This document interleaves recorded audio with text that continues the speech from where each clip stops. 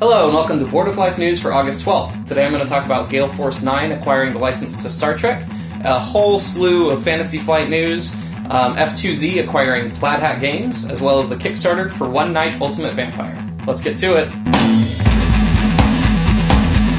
Hey, I'm Chris. Welcome to Board with Life News. We're back from Gen Con, and our brief hiatus because of Gen Con, and then our other brief hiatus because of recovering from Gen Con.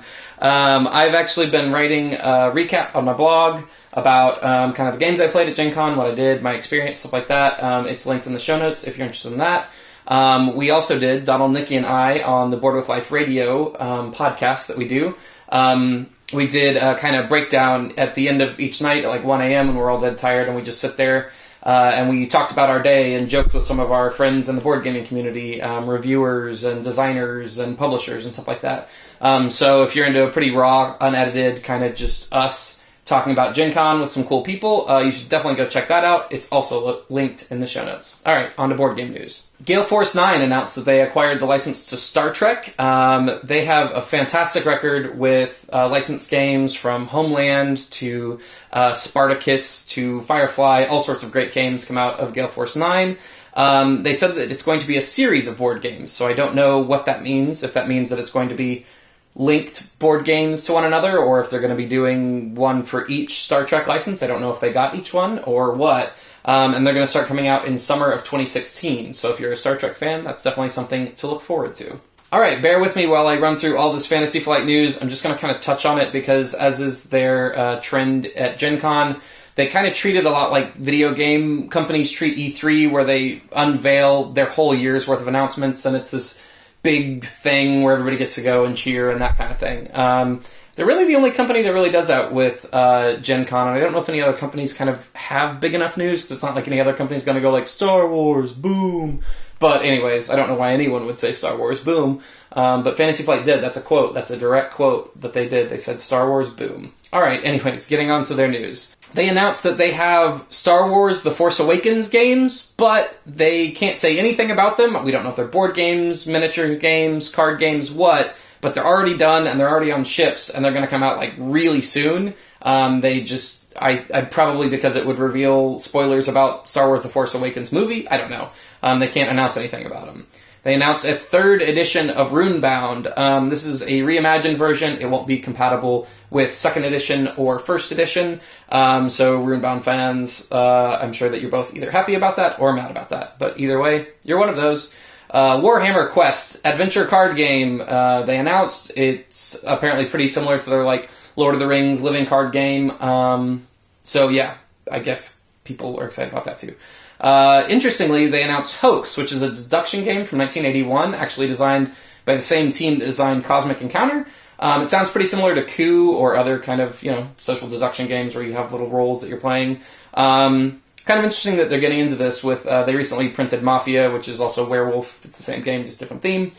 So it seems like they're kind of trying to get into the whole social deduction card game market. They, right before Gen Con, announced that they're doing a second edition of Fury of Dracula, which is great news, because Fury of Dracula is a great game, but it's also not great news for me, because I have the first edition of Fury of Dracula, so it just went from being worth about $200 to probably not being worth much at all. But maybe the second edition will totally suck. The box art certainly does, so fingers crossed it sucks and mine gets more valuable, because screw you guys, I don't want you to have good games. And then they also announced expansions for Battlelore, Descent, Eldritch Horror, X-Wing, and Imperial Assault. Notably left off that list of expansions was anything for XCOM. So I don't think that it's a thing where they're not going to support XCOM. I just think that they probably didn't get stuff together in time to announce that at Gen Con. But yeah, wasn't on the list. Anyways, that's the whole giant slew of Fantasy Flight news. If you're a fan of any of those games, good for you. If you're not, then I don't know, you don't care. So on to the next thing for you, just for you. Plaid Hat Games got acquired by F2Z Entertainment. That news broke at Gen Con. F2Z Entertainment owns Z-Man Games. I talked with Colby and all the Plaid Hat guys about it, and they all seemed very excited about it. It seems like it's just going to kind of be business as usual for both companies, kind of the way Fantasy Flight got acquired by Asmodee, but you can't see any difference in their day-to-day. It seems like now F2Z is going to handle more of the kind of like logistics and distribution of Plaid Hat games, so that Plaid Hat can focus more on just designing great games. So if that is actually what it turns out to be, that's great news, because, you know, they can spend more time making games and they can have a larger reach and distribution, so it's good all around. So that, from everything I can tell, seems to be how it's going to be. So good news, exciting news in the board game industry. This week's Kickstarter is for One Night Ultimate Vampire. We at Board with Life are big fans of One Night Ultimate Werewolf and One Night Ultimate Werewolf Daybreak, so this is exciting news. This is a standalone game that can also be combined with both or either One Night Ultimate Werewolf and One Night Ultimate Werewolf Daybreak. It adds 14 new roles. Seems like the big thing this game is adding are marks, which are like the vampire bites you at night, basically, which would change your character's alliance, but it doesn't change what your character does. So you could, you know, be the seer and suddenly you're still trying to get the vampires to win, even though you would normally be on the villager team. So that seems very interesting. You can also now play, if you mix them together, vampires versus villagers versus werewolves. So there's actually 3 competing kind of allegiances and alliances that are trying to win the game. So that's very interesting.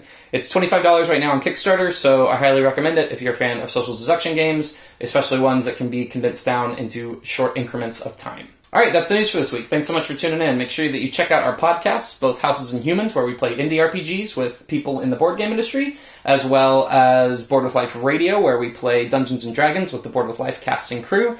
Both of those are linked in the show notes. Make sure you follow us on Twitter, like us on Facebook, and subscribe on YouTube so that we can keep you up to date with all the coolest stuff in board gaming. All right, the question this week comes via Twitter from SD Zeke, and they ask, which major gaming convention would you suggest for someone who can only afford to attend one, BGG or Gen Con?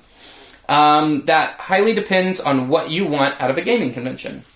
If you want to see all the new stuff and buy all the new games before they come out, and you want 60,000 people just huddled together with their sweaty bodies squishing against you while you try to go get a Coke Zero from the concession stand, then you definitely want Gen Con. If you would rather a little bit more space, a little bit more casual, a little bit more relaxed, with a huge focus on just sitting down and playing games with people, you definitely want BGG Con. My personal preference is BGG Con, because I don't really mind not having the newest game a month before anybody else. I'm totally happy to just buy it when it comes out. Yeah, and I really love just being able to sit down and play games, and the BGG Con library is insane. You can play games that have never been released in the US, and old games, hard-to-find games, everything. So I really, really love BGG Con. The fact that it's in our backyard also doesn't hurt at all. But Gen Con is certainly an experience, and I think it's an experience that most gamers should have at least once in their life. It is huge, it is massive, it is crazy, it's unlike anything else in the American board game world, and it's pretty spectacular. Also, caveat, if you like RPGs, if that's what you're mainly into, you definitely want Gen Con. There are just tons of RPGs going on there all the time, whereas BGG Con, there aren't really any officially going on that I can think of. I love both conventions. I go to both conventions every year, but yeah, if you're into just sitting down and playing games, you want BGG Con. If you're into the craziness and hotness and new stuff and buying games, you want Gen Con. All right, thanks so much for tuning in this week, and I'll see you next week.